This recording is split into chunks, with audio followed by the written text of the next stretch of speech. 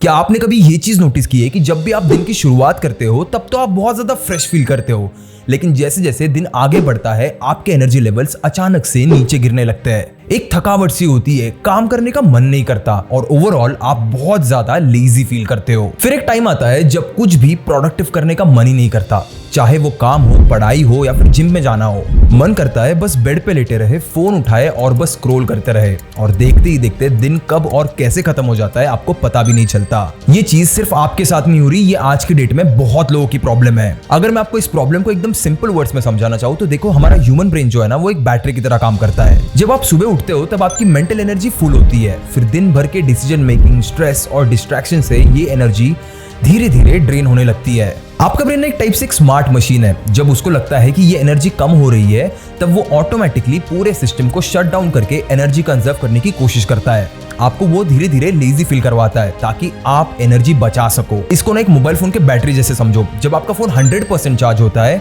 तब आप high performance task कर सकते हो, जैसे gaming, browsing etcetera and even multitasking. लेकिन जैसे ही बैटरी 20% पे आ जाती है तो phone automatically power saving mode पे चला जाता है। और यही सेम चीज ना आपके ब्रेन के साथ भी हो रही है। जब आपकी एनर्जी लो होती है तो वो डिस्ट्रैक्शन और लेजीनेस के साइड चला जाता है ताकि ज्यादा थिंकिंग वाले काम में एनर्जी वेस्ट ना हो। और यहाँ पे ना प्रॉब्लम लेजीनेस नहीं है, यहाँ पे इशू एनर्जी मैनेजमेंट का है। अगर आप ये समझ जाओ कि आपकी ब्रेन की मेंटल एनर्जी कैसे बचाई जा सकती है और ये एनर्जी किस टाइम पे कौन से काम पे डाइवर्ट करनी चाहिए, तो आप बिना किसी एक्सटर्नल मोटिवेशन के भी प्रोडक्टिव रह सकते हो। तो इस वीडियो में हम लोग एग्जैक्टली वही इन डेप्थ समझेंगे और समझेंगे कि इस प्रॉब्लम को सॉल्व कैसे किया जाए। तो ये वीडियो बेसिकली 3 मेजर सेक्शंस में डिवाइडेड है। नंबर 1, साइंस ऑफ लेजीनेस, क्योंकि जब तक आप प्रॉब्लम के रूट कॉज को साइंटिफिकली नहीं समझोगे तब तक उसके सोल्यूशन को क्लियरली जान नहीं पाओगे। नंबर 2, 3 ऐसी चीजें जो आपको डेली और भी ज्यादा लेजी बना रही है लेकिन आपको पता भी नहीं चल रहा। एंड सेक्शन 3 में हम लोग एक ऐसी टेक्निक समझेंगे जो इसका एक फुल प्रूफ सोल्यूशन है। इस टेक्निक को आप में से हर कोई रोज विदाउट फेल फॉलो कर सकता है। सो बिना किसी देरी के like this video for the algorithm and इसे प्ले करो 1.25x पे फॉर अ बेटर एक्सपीरियंस। मैं हूं Vaibhav Karnar, let's start with the video.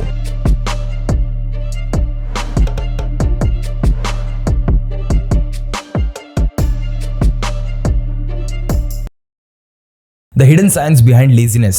अगर आपको ये लगता है ना कि आप लेजी हो बिकॉज आप में थोड़ी सी विल पावर की कमी है या फिर डिसिप्लिन नहीं है, तो आज आपका पूरा पर्सपेक्टिव में चेंज करके रहूंगा। लेजीनेस को अगर आप बारीकी से देखोगे ना तो आपको ये पता चलेगा कि ये ना एक टाइप का बायोलॉजिकल मैकेनिज्म है जो आपके दिमाग के सर्वाइवल इंस्टिंक्ट्स को एक्टिवेट करता है। आपका ब्रेन ना बेसिकली 2 चीजों के लिए एकदम हार्ड वायर्ड है। नंबर 1, पेन को अवॉइड करना एंड नंबर 2, प्लेजर को चेज करना। जब भी आप कोई डिफिकल्ट टास्क स्टार्ट करने जाते हो, जैसे पढ़ाई, वर्कआउट या फिर कोई भी सीरियस काम जिसमें आपका दिमाग लगने वाला है, तब आपका ब्रेन ना तुरंत एक शॉर्टकट ढूंढता है जो इमीडिएटली उसे प्लेजर दे सके। और ये शॉर्टकट ना हमेशा कोई ना कोई डिस्ट्रैक्शन होता है, जैसे सोशल मीडिया, बिंज वॉचिंग या फिर बस बेड पे लेटे रहना। ये सब ना एक बायोलॉजिकल ट्रिक है जो आपके दिमाग ने एनर्जी कंजर्व करने के लिए डेवलप किया है।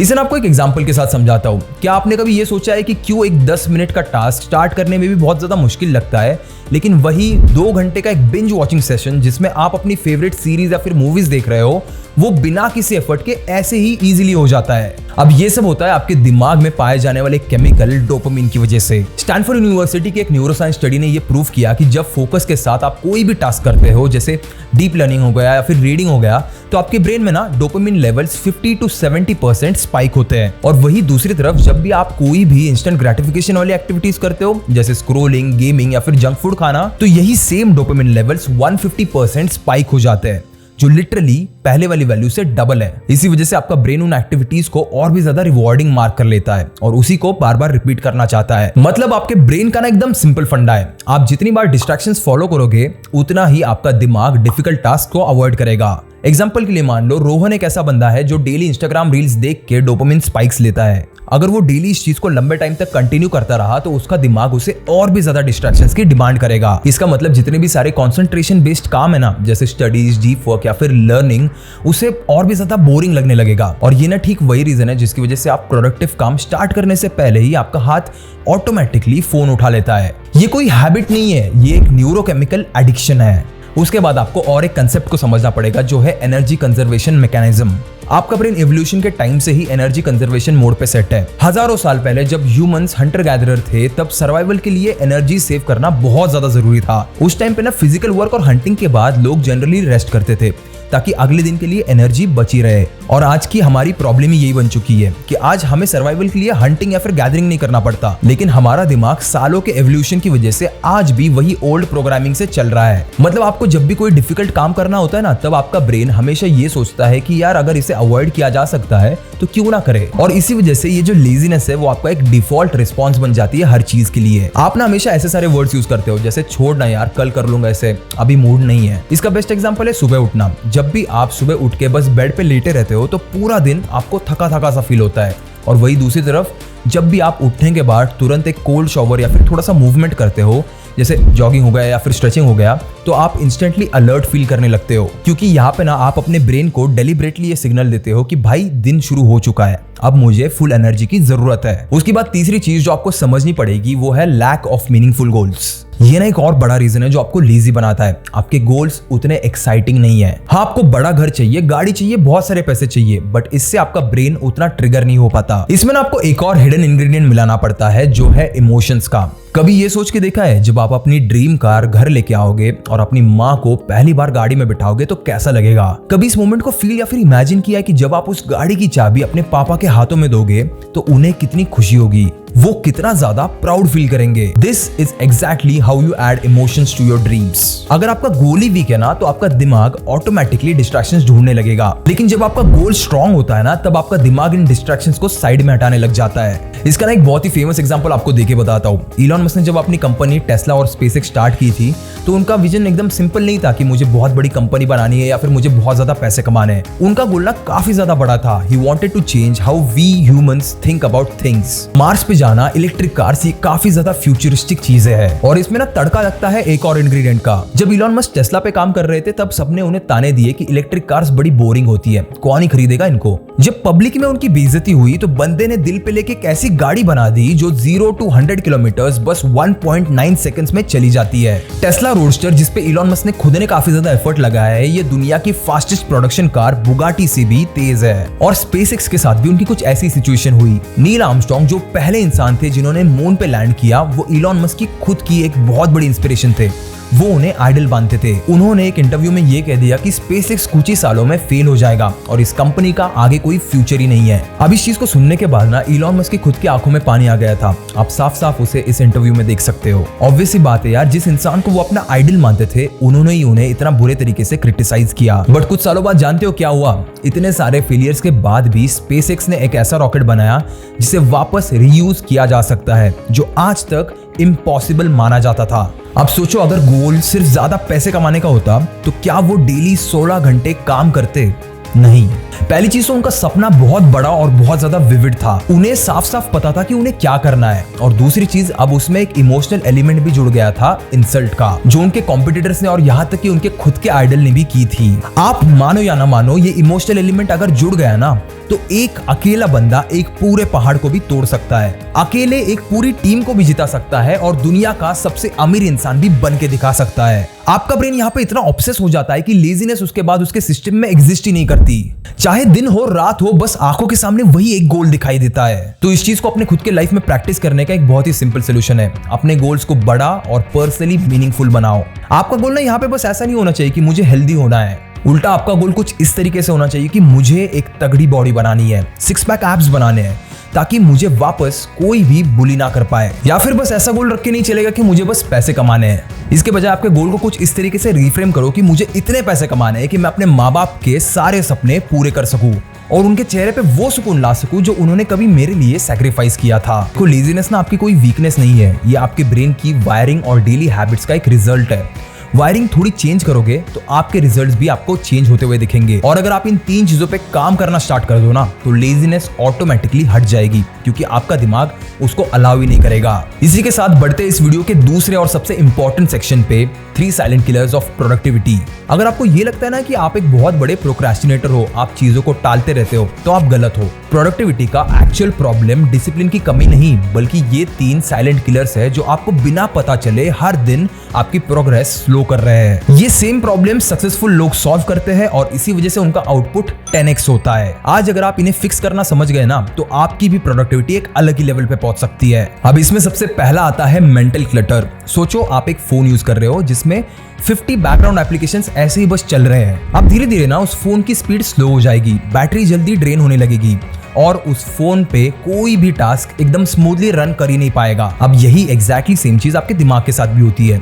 जब आपके माइंड में अननेसेसरी चीजें चल रही होती है तो आपकी एनर्जी और फोकस ऑटोमेटिकली डाउन हो जाता है। अब इसके पीछे की ना साइंस को समझो। साइकोलॉजिस्ट रॉय बॉमिस्टर की एक फेमस स्टडी कहती है कि हमारी विल पावर एक लिमिटेड रिसोर्स की तरह है। मतलब जितने ज्यादा डिसीजंस और डिस्ट्रैक्शंस होंगे उतने जल्दी आपकी मेंटल एनर्जी एग्जॉस्ट हो जाएगी। एग्जांपल के लिए अगर आपको भी सुबह उठते ही अपना फोन चेक करने की आदत है तो यहाँ पे ये समझ लो कि आपका दिमाग पहले से ही 100 छोटी छोटी चीजें प्रोसेस करने में लग जाता है कि क्या किसी का व्हाट्सएप मैसेज आया है, क्या वो अभी तक उठी होगी या फिर नहीं, इंस्टाग्राम पे क्या चल रहा है या फिर न्यूज में क्या ट्रेंडिंग है। ये सब चीजें आपको बड़ी छोटी छोटी लगती होगी पर ये आपकी मेंटल स्पेस दिमाग में कंज्यूम कर रही है। अब इसका सोल्यूशन बहुत ज्यादा स्ट्रेट फॉरवर्ड और सिंपल है। मॉर्निंग में सबसे पहले डीप वर्क करो। पहले 2 घंटे बिना किसी डिस्ट्रैक्शन के प्रोडक्टिव चीजें करो, उसके बाद ही अपने फोन को हाथ लगाओ। आपको ना सुबह सुबह कोई भी जरूरत नहीं है अपने फोन को हाथ लगाने की। इस कंट्री के प्राइम मिनिस्टर नहीं हो तुम जो तुम्हें सबसे पहले सुबह उठ के कोई इंपॉर्टेंट मैसेज आए। उसके बाद लाइफ में एक चीज फॉलो करो जिसे कहा जाता है मिनिमलिज्म। एक फिक्स्ड आउटफिट रखो, फिक्स टाइम पे मील्स रखो ताकि बाकी सारी जो अननेसेसरी डिसीजंस है वो आपको ना लेने पड़े। तो उसके बाद अपने माइंड को हमेशा डीक्लटर करते रहो। एक सिंपल टू डू लिस्ट जो होती है वो आपके टेबल पे हमेशा एक रात पहले से ही होनी चाहिए ताकि आपके अननेसेसरी टास्क जो है वो आप हटा पाओ। मैं ना अभी लाइफ में एक टाइम पे बहुत सारी अलग अलग चीजें कर रहा हूँ बट मेरे लैपटॉप के पास हमेशा एक ऐसा नोट होता है जिसमें मैं बस दिन के एसेंशियल कुछ काम जो होते हैं वही लिखता हूँ।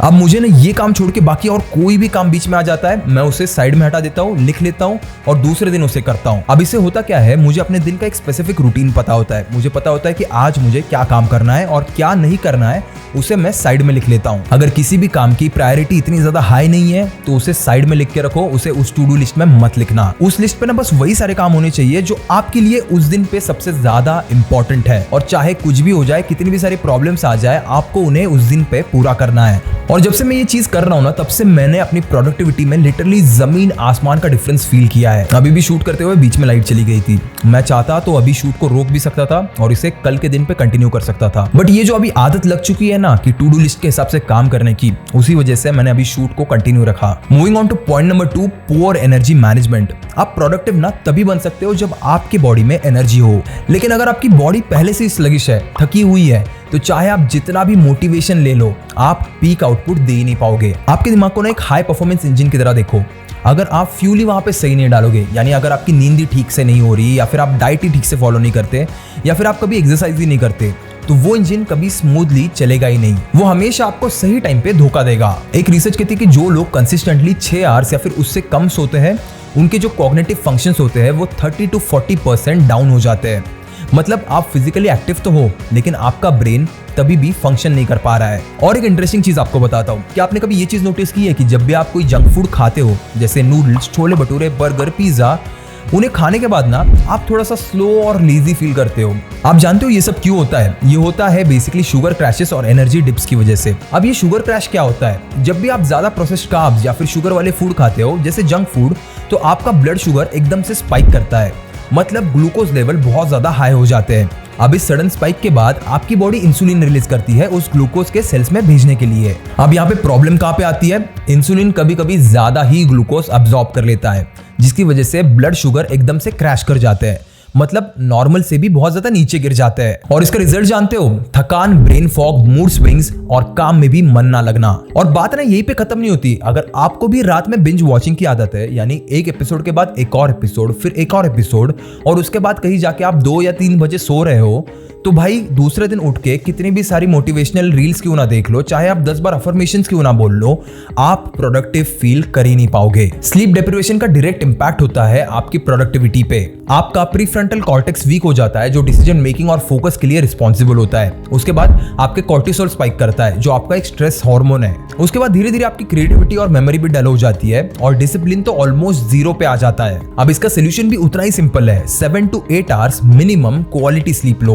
डीप स्लीप के बिना प्रोडक्टिविटी इंप्रूव नहीं हो पाएगी। उसके बाद जंक फूड को कंप्लीटली बंद कर दो, सिंपल प्रोटीन रिच और होल फूड पे शिफ्ट हो जाओ एंड डेली एक्सरसाइज को अपने रूटीन में कंपलसरी बनाओ। एक लिटरली छोटा सा वर्कआउट भी आपको क्रेजी एनर्जी बूस्ट दे सकता है। अब इसके बाद तीसरा और आखिरी प्रोडक्टिविटी किलर है नो क्लियर सिस्टम्स।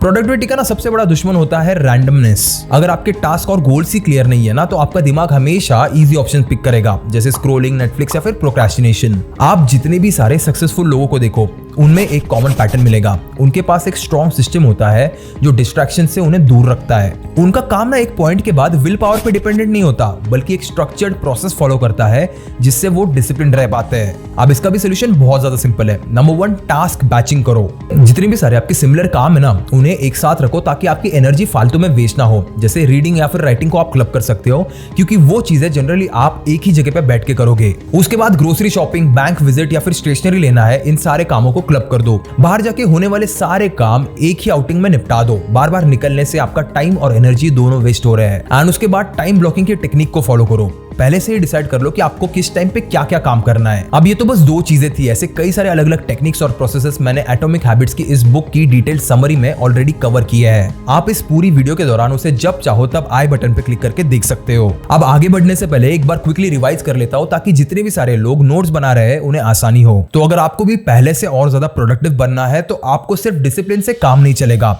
आपको इन 3 साइलेंट किलर्स को पहले फिक्स करना पड़ेगा।